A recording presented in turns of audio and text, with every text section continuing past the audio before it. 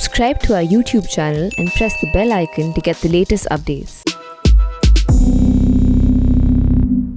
Welcome to Politically Correct.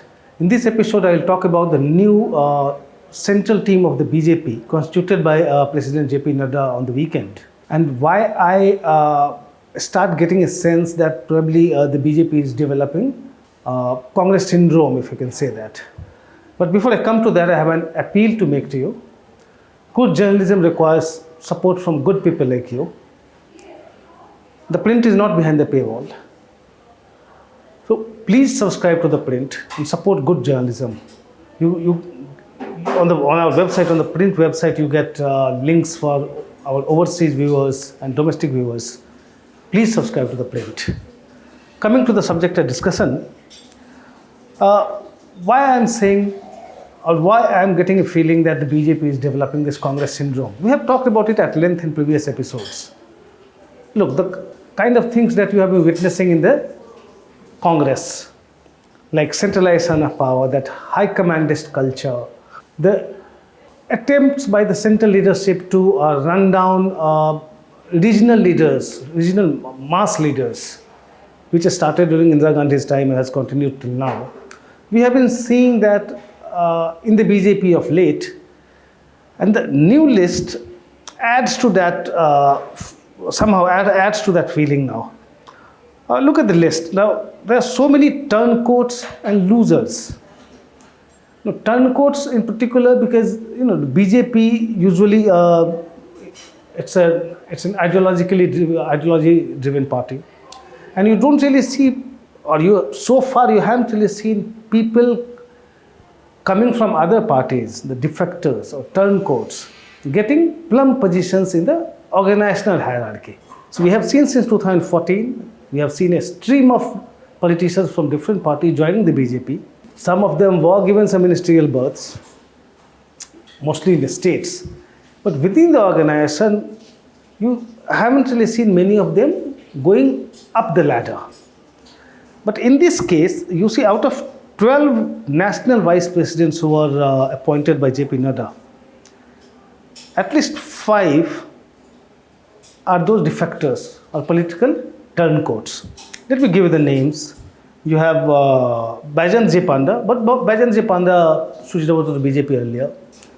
It's not a recent thing, it was before 2019 elections, and he was the national vice president then also, so he has been retained. Second one is Mukul Roy, the Trinamool Congress leader who was once very close to Mamata Banerjee. He has been made national vice president. Third is Annapurna Devi. Now, she was an RJD MLA, Lalu Prasad Patari, Lalu Prasad RJD MLA in Jharkhand, who joined the BJP last year. Now, she is the national vice president. Then you have DK Aruna. DK Aruna was a minister in YS Rajsekhar Reddy government in Andhra, in undivided Andhra, basically Congress minister. She is the 4th national vice president. Then you have Abdullah Kutti from Kerala. He was a CPM leader, expelled from the party, I think, sometime around 2010. Then he joined the Congress. From Congress also he was expelled about a decade later. Then he joined the BJP. Now he is the national vice president of the BJP. That's the list of the vice presidents. Well, some may argue that the vice president's post is not that significant. Technically, they come after the president.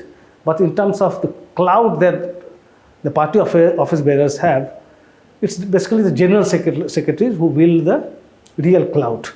Even among the general secretaries, you have a defector, that is T. Purandeshwari. Now, D. Purandeshwari, she is the daughter of late N.T. Ramarao, the founder of Telugu Desam Party.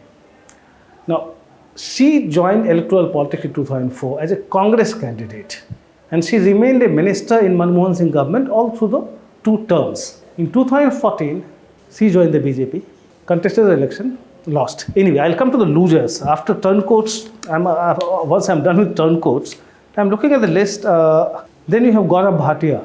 He has been appointed as spokesperson, national spokesperson of the BJP. He was in Samajwadi Party, and you must have seen him on TV channels very often.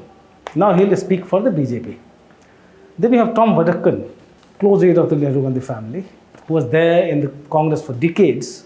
He switched over to the BJP last year. He is now the BJP's national spokesperson. That's about Turncoats. There are many others. I have not actually, I have screened it a bit casually. If I go through the background of each of them, I'm sure there will be many. Then you have the list of losers. Now, especially as general secretaries and secretaries.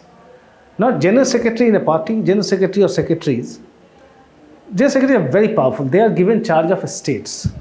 And some secretaries also given charge of states. Now, these general secretaries are like the high command for those states, for the state unit. So, if somebody is general secretary in charge of Madhya Pradesh, now he will tell the high command, the prime minister, the BJP president, say Amit Shah, what is going wrong with the party in BJP, a party in Madhya Pradesh, what's going wrong with the Shivraj Singh Chauhan government. He is a very powerful individual. Now, Nadda appointed 8 general secretaries on Saturday. 3 of them were already in Amit Shah's team. That is Bhupendra Yadav, Arun Singh and Kailash Vijayvargiya. Let's look at the other 5. Among the other 5, I have already talked about D. Purandeshwari, late NTR's daughter. Now, look at her losing streak. She was a minister for 10 years in Manmohan Singh government. She joins the BJP when you had this Narendra Modi wave across the country in 2014, and she loses the election. Then in 2019 again she contests. Again the same Modi wave across the country, she loses the election again. Now, as General Secretary of the BJP, it will be her job to ensure the victory of the party in other states. You know better how you should be looking at this appointment. Another one is Tarun Chugh. Now, Tarun Chugh comes from Amritsar. He was somebody, just came from nowhere. In 2012, he contested the assembly election from Amritsar Central constituency, lost. Then in 2014, when Arun Jaitley went to contest from Amritsar in the Lok Sabha election, he was one of his main campaign managers. And we know what happened in Amritsar. The BJP lost in Amritsar despite this massive wave across the country. That was his second performance. His third performance, Tarun Chugh's, was when he contested the assembly election again in 2017 from the same Amritsar Central constituency. He lost again. And lo and behold, he is made co-in charge of Delhi. Co-in charge of BJP Delhi unit. Now, he was the one, if you remember, he was talking about Shaheen Bagh being Shaitani Bagh and all that, making all those controversial statements. You know what happened to the BJP in Delhi? What a humiliating defeat. So he's associated with a string of defeats from 2012, in 2014, 2017, then finally Delhi elections. And then what happens? He is appointed National General Secretary of the BJP, who will be getting independent charge of states. A very powerful post, as I have mentioned. Then you have Dushyant Kumar Gautam, another National General Secretary. Now, Dushyant Kumar Gautam comes from Haryana. In 2008 and 2013, in 2 consecutive elections, assembly elections in Delhi, he lost from Kondli assembly constituency twice. So he has never won an election. Now he is the BJP's National General Secretary, who would be the guiding light for any state unit, or how to win and how to make your policies and programs. Anyway, then you have You have Dilip Saikia from Assam. He is not a loser. He won the last Lok Sabha election, his first election 2019. But my point here is, you have just won an election and now you are the National General Secretary. You have to have something. So this is the list of losers, and you're surprised because last time when we talked about the Congress, I had given you the list of losers who had given plum posts in the organization. Now you see a similar list in the BJP also, which is baffling. There has to be some reason for promotion of people. Now what the party tells you, or the spin doctors in the party, is that the BJP central leadership is trying to promote Gen Next, or next generation of leaders who would be carrying the party work forward. But I have given you the names, the losers, turncoats. You decide whether these people will be able to deliver, or there is just a talk shop. Then another interesting twist they give you is, you have to look at the interest of the party in different states. Like you have to pick up somebody from Assam, because Assam is going to polls next year. Then you have 2 leaders from Telangana who have got central organizational job. You have DK Aruna, as I said, former Congress minister from Telangana, and then you have K Lakshmana, that OBC Morcha chief, two from Telangana, because BJP sees a lot of potential in Telangana, so it has appointed two persons from that state. Then D. Purandaswari from Andhra, because now TDP founder, Telugu Desam Party founder was N.T. Ramarao. Now in 1995, his son-in-law, that is Chandrababu Naidu, he launched a virtual coup and became the chief minister. And D. Purandaswari happens to be NTR's daughter. So now that you have to take on the NTR's son-in-law, you have enlisted NTR's daughter. But I have given you her electoral performance in the last two Lok Sabha elections. Well, I mean, probably BJP leadership probably knows better, because if you can retain your own seat and you keep changing seats and still losing, despite Modi wave, as National General Secretary, I don't know how she is going to expand the party's basically influence in Andhra Pradesh. But that's the logic that is given to us by the party.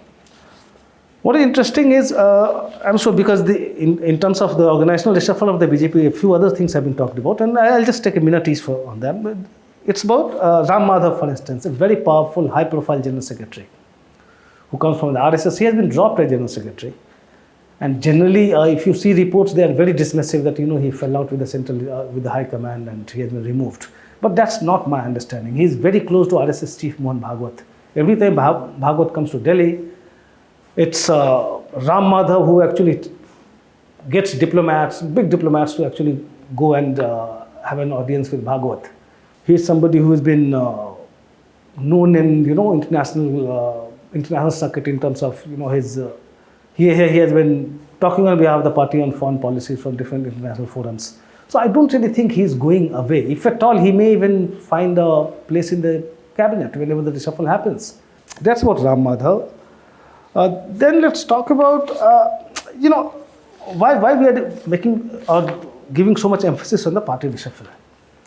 Because next what we follow is a cabinet reshuffle. So people who have been left out may find place in the Modi cabinet. So you have Ram Madhav, I have already mentioned, one of the contenders. Out of 4 general secretaries who were dropped, 2 are, or at least one of these 2, between Anil Jain and Sahoj Pandey, is said to be in contention for a cabinet post. But then blame it on the weak bench strength in the BJP. You try to get people out of the organization into the government, and then you are left with the kind of people who have just read the names of losers and turncoats. But what should worry us as basically as citizens, as people who are expecting the government to get us out of this economic mess, is the kind of message that you are getting from this reshuffle. Now, Tejasvi Surya, for instance, another very high-profile appointment, he has become the Bangalore South MP. He has been made Bharatiya Janata Yuva Morcha chief. That's like a nursery for the BJP, from where your young leaders are drafted into bigger roles. Now he has been made chief. Remember, Surya won his first election last year. He's barely 29, and he has been given such a big responsibility. So how do you explain these promotions in terms of Modi's governance agenda? Because these are the people who will be talking about his governance agenda. Now let me come back to that. Now Tejasvi Surya, you think about him, and first thing you will remember is some controversial statement or polarizing statement he has made. And the list is full of such people. Now you talk about, we have spoken about Tarun Chugh.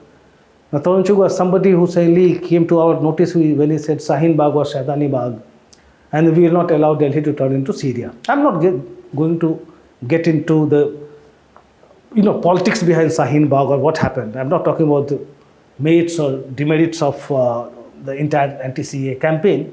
What I'm talking about, I'm trying to profile that personality. Like, when you start making controversial statements just for the heck of it. Because as I have said, Tarun Chugh has been a loser all through. The only thing that could have got him this reward was probably all the controversial statements. I mean, that's my hunch. I don't know. Then look at others also. Dilip Saikia, he has very strong RSS background. That could be the reason. And again, like in Assam, when you see the Chief Minister Sarbanand Sonowal or you see Hemanta Biswa Sharma, they all came from other parties into the BJP. First time the BJP is trying to promote Dilip Saikia. That could be the reason in this case. But talking about governance, when I'm talking about people who have been making controversial statements, if they become top central BJP leaders and they start talking about issues, people take them very seriously. So if Modi government were to pursue or were to go aggressive on its governance agenda, you would have expected some serious people with understanding, gravitas, mass appeal, to be holding senior positions in the BJP because they would be the torch bearers out in the field. The kind of people who have been inducted leaves you baffled.